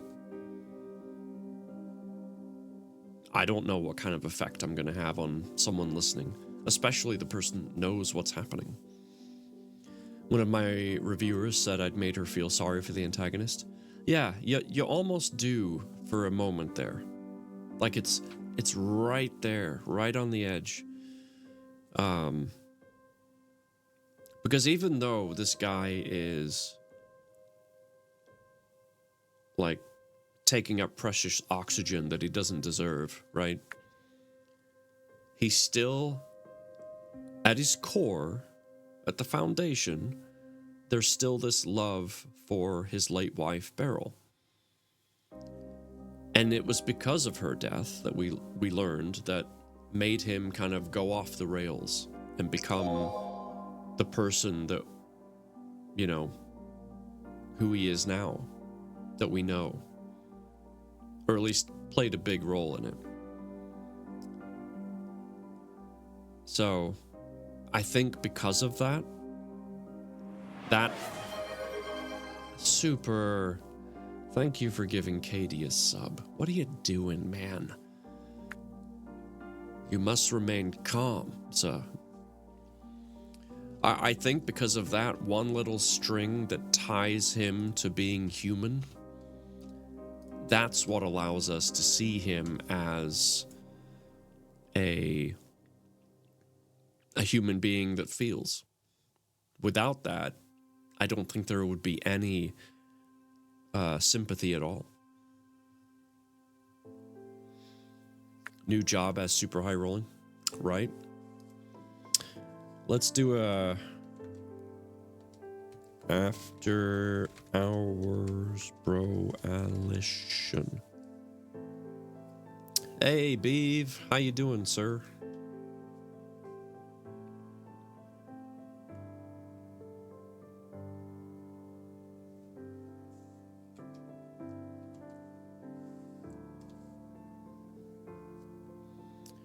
Now I gotta do more workouts. Oh, why is that behind? Why does it always do that? Where is clips? There it is. Okay, let's try and get that at the top. Tired, worked outside all day. Yeah, I bet you are, man. You gotta pace yourself, sir. Pace yourself. All right. I was gonna say let's do one more chapter, but it's a longer one, and we won't have time. Farmer's Tan, yeah. Sunday, I think.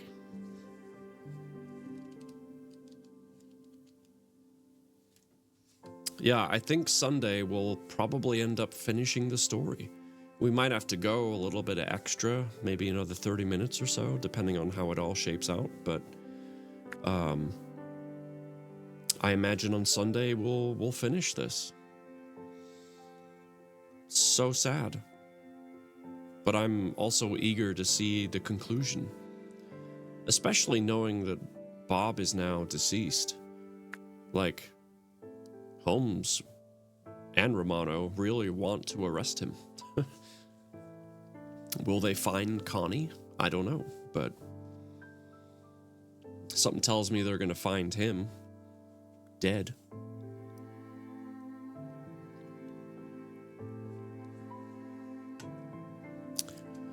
Oh boy.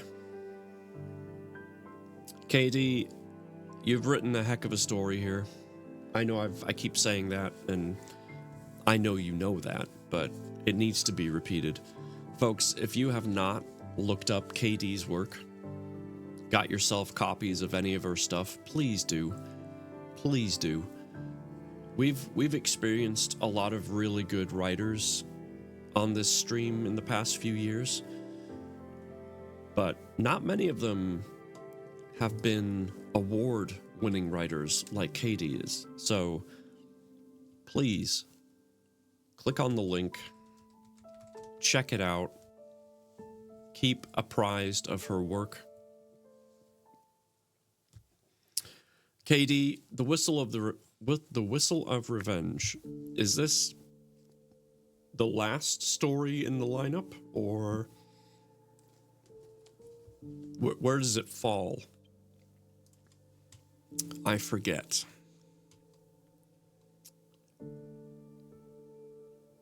I feel like it is, right?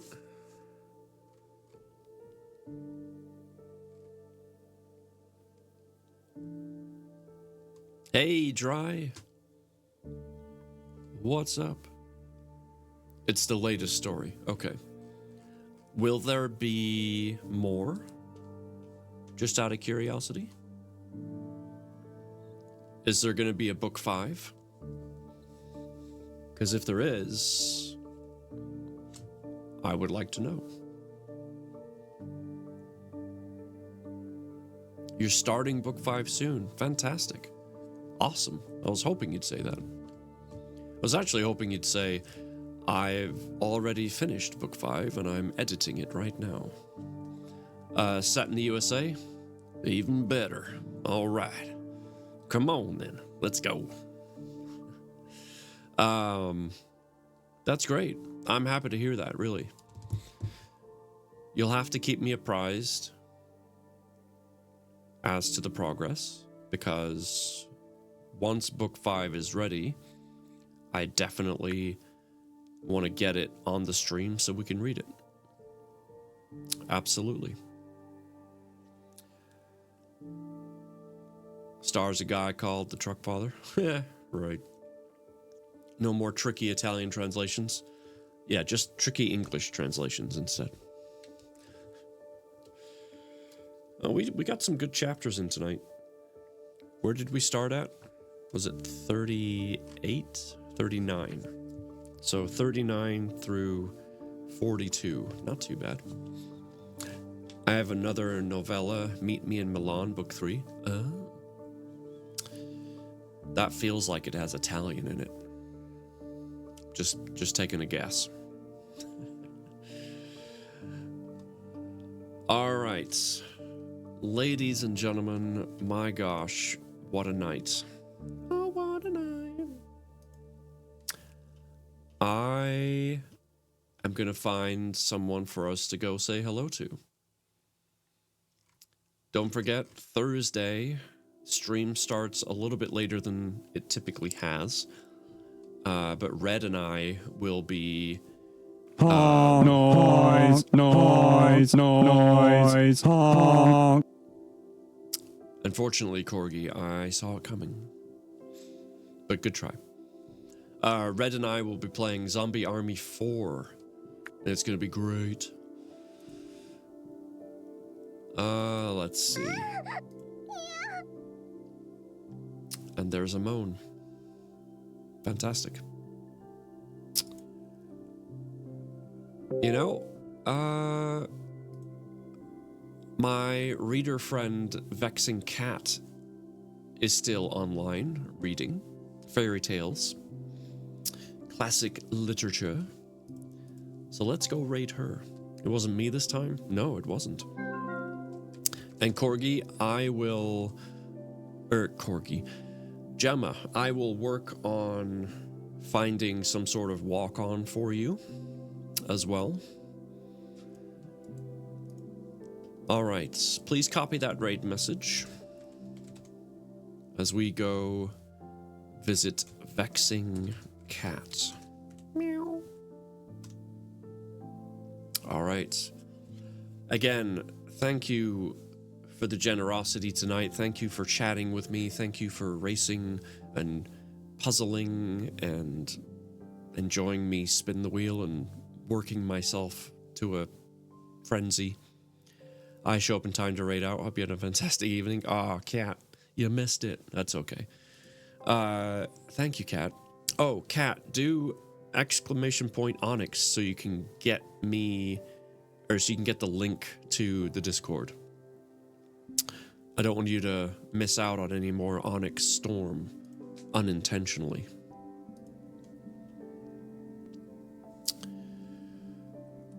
It has been a real pleasure reading to you tonight.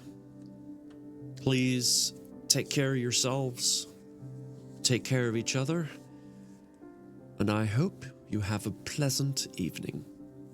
Until next time.